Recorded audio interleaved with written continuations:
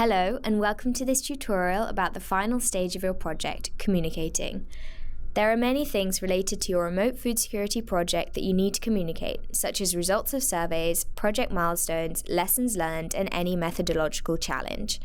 In this tutorial, we'll walk you through some communications guidelines you should keep in mind throughout your remote data collection project. First, let's think back to the project cycle that we studied in Lesson 3. The first stage of the process was engaging the partners so we could design the survey around their information needs. The same philosophy applies with communications products. Before you start preparing any communications materials, it's important to start with your audience. You can do this by thinking about the following questions. Who is your target audience? What do they want to know and how often? And how can you reach them? It's only after answering these 3 questions that you should choose your tools and channels. It will mean that you keep your audience engaged and informed and ultimately give them the information they need and want. First, consider who your target audience is. Are they colleagues, management, donors, partner organizations, governments, or the general public? You might have several audiences that are important to you. If you're interested in ways of communicating with affected populations with whom you work, have a look at the tutorial on two-way communication. Then, think about what information your audience wants to know and how often they need it. You'll have to adjust your communication channels and tone depending on whether you're sharing the results of your surveys, lessons learned, methodology, or news about your project. Make sure that you also consider how often your target audience needs this information.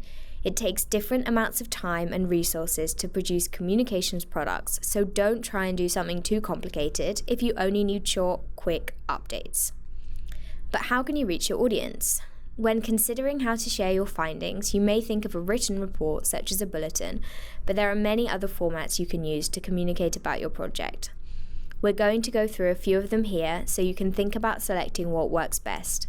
Ideally, you would use not just one tool, but many of these tools to communicate about your remote monitoring project.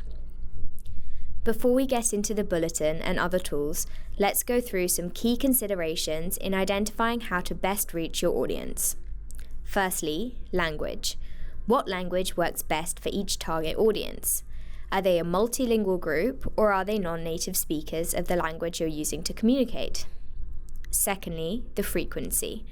How often does your audience need information updates? Thirdly, how technical is your audience and how familiar are they with your work? Can you use technical terms, or is it better to provide more general explanations? Fourth, tone. Will your audience respond better to a formal or informal tone? Finally, the channels. What are your audience's preferred means of communication? Is it print, radio, TV, or web? Consider any technical limitations, such as whether there's regular access to a good internet connection. Based on your understanding of your audience, it's time to decide the type of content you want to produce and choose the tools to use. We will now go into more detail on a number of different tools that you could use for your communication. Firstly, you could produce traditional written bulletins to communicate the results of your survey.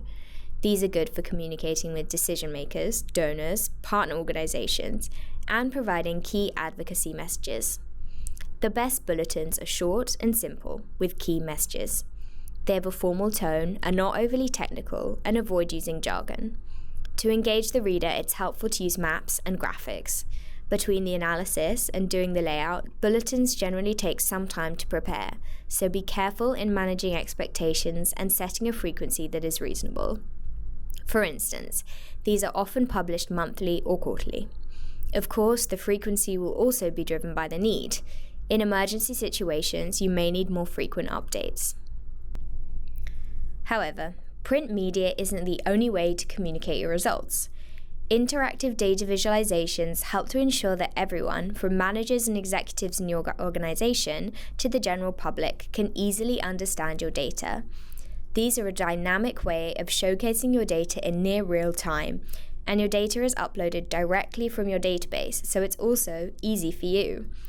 However, bear in mind that if your audience are in areas with low connectivity, it may take a long time to load data visualizations.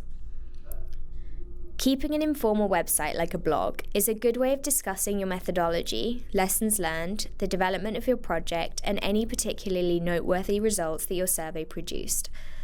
Blogs allow you to capture a much wider range of content that you would put in a bulletin or academic paper, so they make a nice complement. The good thing about blogs is that they are more informal and flexible, so they should also be fun to read. They're also fast to write. You don't have to meet the same formal requirements and detailed formatting like with other tools. They're an easy way of engaging the general public and interested professionals to build a dedicated network. So, avoid jargon and formal language. Use lots of visuals and hyperlink to other relevant content so your readers can keep on learning. You'll want to publish blogs with some frequency, ideally at least once a month to keep up a readership.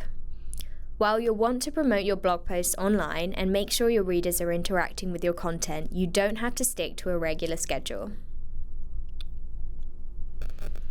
Guest articles or academic papers are also a good way of raising the profile of your project, discussing methodology and lessons learned. Depending on the type of publication, you can reach different audiences. Op-eds in international newspapers allow you to engage with the general public. Formal academic papers can increase your network and verify your methodology with a more technical audience. They are important ways of gaining credibility and solidifying new knowledge. Another method of communicating your findings is via social media.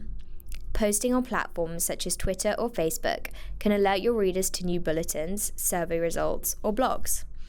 It's a good way of quickly publicizing your work and sharing advocacy messages. Using pictures and infographics will help to increase your audience engagement as it gives people a way to easily digest information. Remember to tag relevant partners or donors to give them the necessary visibility for their support. As these messages are short and have a global reach, it's easy to connect with a multilingual audience. This means you should use an appropriate language like advertising French bulletins with a tweet in French. As well as producing your own content, taking part in live events like tweet chats or Facebook Live broadcasts allows you to increase your visibility and engage in informal discussions with other individuals. Social media does require the most frequent communication. You have to be willing to keep it up if you start, but remember, you can keep it short and simple. But you shouldn't limit yourself to written communication. Some of the most effective forms are spoken. Presenting to colleagues and partner organizations, both formally or informally, is the best way of engaging internally with your colleagues. We recommend doing it frequently. It ensures that your co-workers and partners understand your methodology and will actually use your findings. It can also be a reality check, hearing from them about what information they most need to know and tweaking your tools to collect it. It's also a way to share results quickly with decision makers, like management, who are busy. Often your partners and colleagues are in different places, so another great way of engaging them is through a webinar. Theming your webinar around a particular part of your project, like gender or IVR results, can help to orient your discussions. One way to engage directly with an external audience is by taking part in conferences. Here, you can share your findings, methodologies, and lessons learned with interested parties. It's also a way of building a network of similar professionals or organizations. Always tailor a keynote to your audience using lots of visuals. If you have a booth, try to make it as interactive as possible. But presentations don't have to be in person. Recording videos is another great communications tool. These could be formal presentations or training videos and informal introductions to your project. You could put them on YouTube, your blog, social media, or partake in live broadcasts like Facebook Live or Periscope to reach a wide audience. As they're recorded, they're also really easy to reuse. Make sure you tailor your presentation style and content to your potential audience, and again remember that connectivity could be an issue when streaming videos. Audio tools such as podcasts, radio interviews, or IVR messages can all be used as communications tools.